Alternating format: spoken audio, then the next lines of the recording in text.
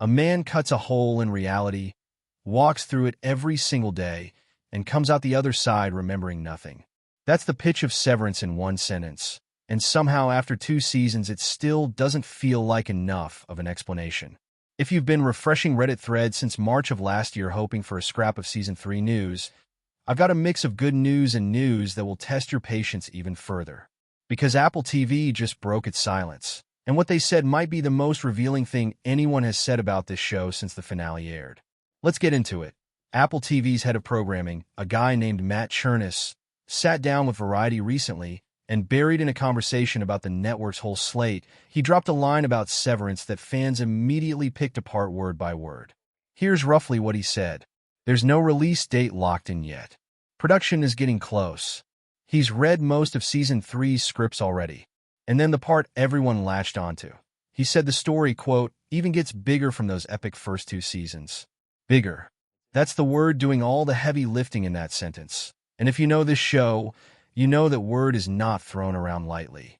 Season 1 was a locked room mystery about 4 people who don't know why they're trapped. Season 2 blew the walls off that room. We got the goat pasture. We got the wintry retreat with Mark's Season 2 team out in the wilderness. We got Kobal's entire backstory in her hometown. We got Gemma, alive, and trapped in a nightmare wing of Lumon that reframes the entire company as something closer to a cult running human experiments than a corporation with a quirky HR department.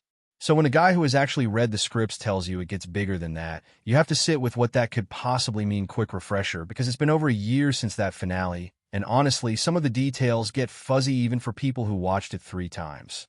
The Season 2 finale ends on the most brutal cliffhanger the show has pulled yet.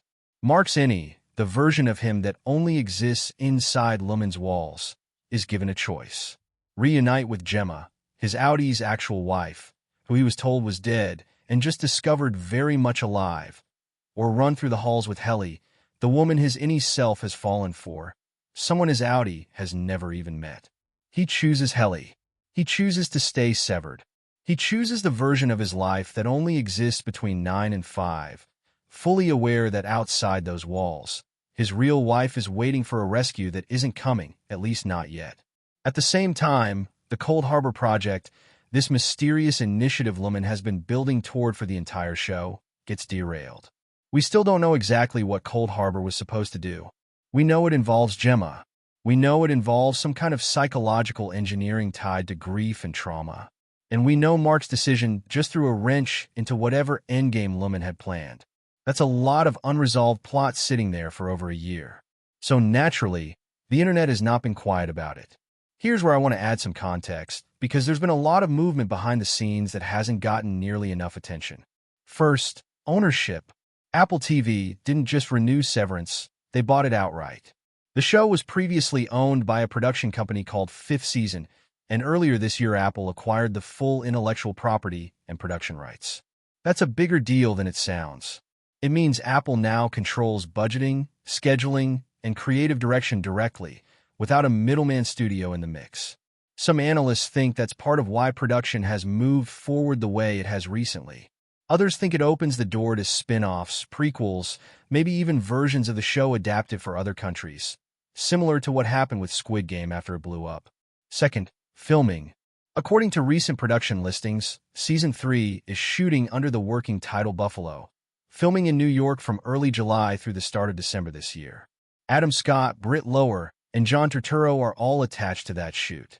So as of this video, cameras are either already rolling or about to start. Third, and this one's a genuinely big shift, Ben Stiller is stepping back from directing. He directed the majority of episodes across the first 2 seasons and basically defined the show's visual language. All those long, symmetrical hallway shots, that sterile fluorescent dread. For Season 3, most of the directing duties are going to Kaganada, a filmmaker known for slow, meditative, emotionally precise work. If you've seen his film After Yang, you already know the tone he's capable of, and honestly, it might be a strong match for where this show seems to be headed emotionally. Stiller isn't gone, though. He's staying on as executive producer, and Chernis specifically said in that Variety interview that Stiller remains incredibly involved, and that whatever time he gives the show, they'll take it. Let's do some uncomfortable math together. Filming started around early July 2026 and is expected to wrap around December. Based on how Season 2 went, that's roughly 6 months of shooting. Then you add post-production, which for a show this visually and sonically dense typically runs another 7 to 8 months. Color grading, sound design, that unsettling score, all the visual effects for the severed floor. Stack that up, and you land somewhere around late 2027 for a release, possibly stretching into early 2028 if Apple wants to keep its usual first-quarter premiere window.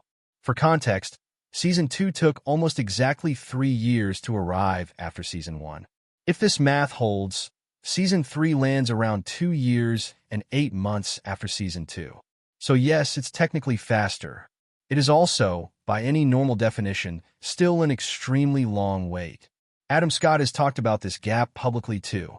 Back in May, he said they're always trying to shorten the time between seasons, but that it's more important for the show to be great than fast, and that this round should come out much sooner than the 3-year wait fans dealt with before. Chernis basically echoed that sentiment in his interview, saying the complexity of the writing and production is just what makes a show like this take time. So here's the honest read. Nobody is lying to you about wanting this out sooner. But the production reality is what it is, and a 2027 release, not this year, is the realistic target. Let's speculate a little, because that's half the fun of covering a show like this. Season 2 spent a lot of its runtime pulling the camera back from the office. We left the 4th floor. We saw what severed employees look like outside of work. We saw families torn apart by the procedure. We saw a whole subculture of people protesting or defending severance as a practice. If Season 3 keeps widening that lens, we could be looking at deeper exposure of Lumon as an institution beyond just this one office. Think shareholders, think other Lumon facilities, think the broader ideology behind Keir Egan and the company's borderline religious internal mythology. There's also the question everyone keeps asking. Does Mark ever leave the building again? His Audi is essentially trapped now, cut off from control over his own body during work hours, while his innie actively chooses to stay. That's not a problem Season 3 can quietly sidestep. It has to be addressed head-on, and however it's addressed will probably define the emotional core of the whole season. And then there's Irving. Actor John Turturro's character had one of the most devastating arcs in Season 2, and there are open questions about where his story goes from here that the finale left deliberately unresolved. If Chernis is telling the truth about the scope getting bigger, my guess is Season 3 won't just deepen the mystery of Lumon. It'll start forcing consequences. Season 1 asked questions. Season 2 multiplied them. Season 3 might be where some of them actually get answered. Whether the characters are ready for those answers or not, that it's worth zooming out for a second on why this particular show has this level of grip on people. Season 1 landed a 97% critic score on Rotten Tomatoes with an 86% audience score, numbers that are genuinely rare for a sophomore streaming drama to even approach, let alone match. Season 2 came in at 94% critics and 74% audience, still remarkably strong for a show carrying this much narrative weight.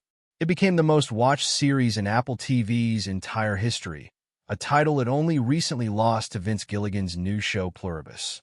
The show has also picked up more than 36 Emmy nominations across its run, and Britt Lower took home the award for Outstanding Lead Actress in a Drama Series for her work as Helly.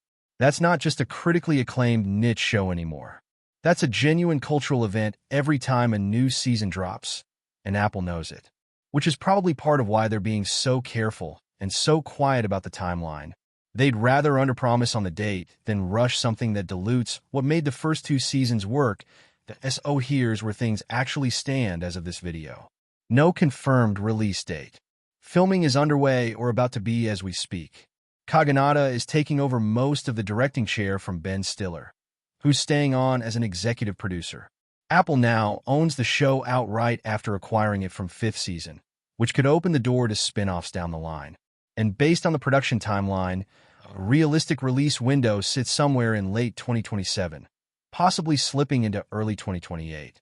Matt Chernis says it gets bigger from here. Given what Season 2 already pulled off, that's either the most exciting sentence fans have heard in over a year or the most nerve-wracking one. Probably both. If you want more breakdowns like this the moment new Severance details drop, subscribe, and let me know in the comments what you think Cold Harbor was actually supposed to do. I've got a theory, and I might make an entire video breaking it down if enough of you are interested. Thanks for watching. I'll see you in the next one.